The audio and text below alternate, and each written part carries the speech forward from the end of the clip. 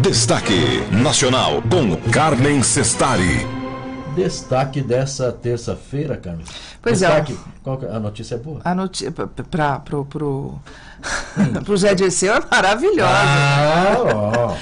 O ministro Dias Toffoli, do Supremo Tribunal Federal, cassou nesta segunda-feira, ontem, portanto, a decisão do juiz Sérgio Moro, que impôs o uso de tornozeleira eletrônica para o ex-ministro José Dirceu, solto em razão de uma decisão da segunda turma do STF.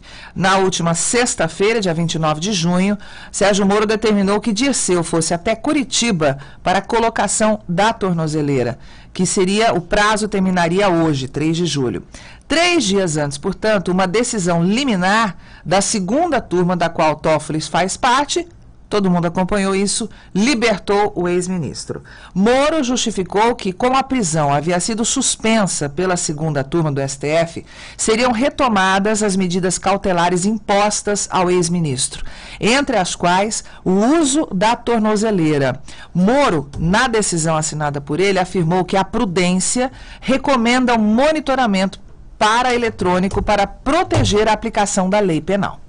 Além da tornozeleira, que Dias Toffoli suspendeu, cassou a obrigatoriedade do Zé Dirceu colocar aí a tornozeleira, ministro Toffoli também derrubou outras restrições que as medidas cautelares impunham a Dirceu, como, por exemplo, o Dias Toffoli derrubou a proibição do Zé Dirceu de deixar o país.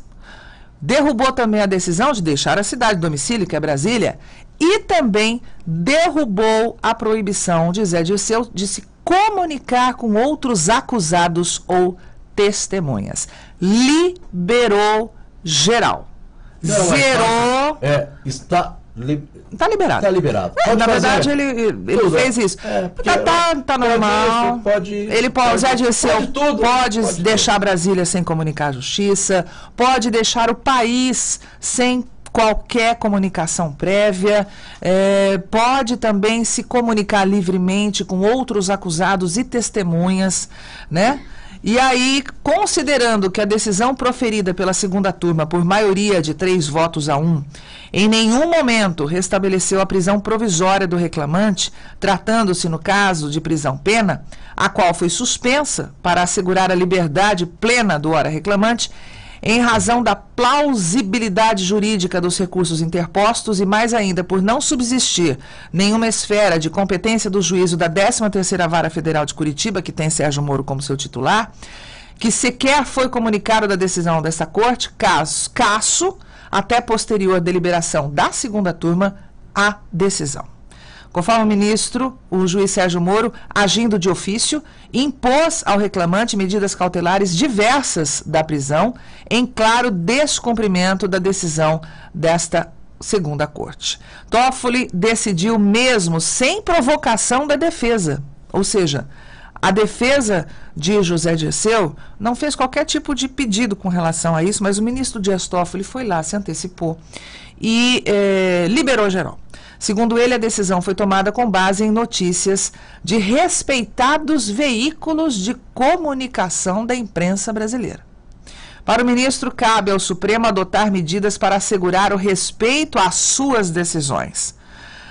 Na decisão de 7 páginas, o ministro afirma que a segunda turma liberou José Dirceu por reconhecer a existência de plausibilidade jurídica no recurso da defesa apresentado aos tribunais superiores, ou seja, por considerar que os argumentos da defesa no recurso eram convincentes. Conforme Toffoli, o entendimento foi adotado para assegurar a liberdade plena até a conclusão do julgamento sobre a suspensão da execução da pena, já que o ministro Luiz Edson Fachin pediu mais prazo para analisar a situação. Para o ministro Dias Toffoli, Sérgio Moro estabeleceu medidas cautelares diversas da prisão, à míngua de qualquer autorização do Supremo Tribunal Federal.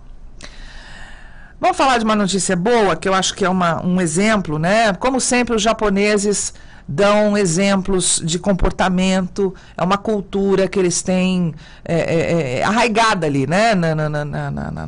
Entre a população japonesa, é cultural isso,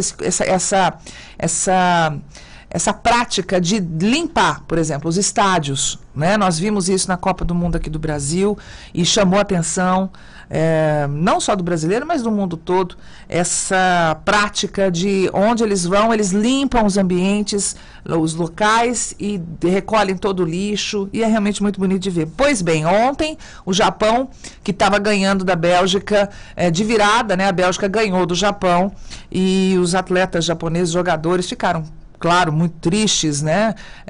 Enfim, com essa derrota, mas apesar de derrotados, os japoneses, a comissão técnica e os jogadores da seleção japonesa limparam todo o vestiário, deixaram o vestiário absolutamente impecável e deixaram uma mensagem de agradecimento aos russos pela recepção durante a Copa do Mundo de Futebol.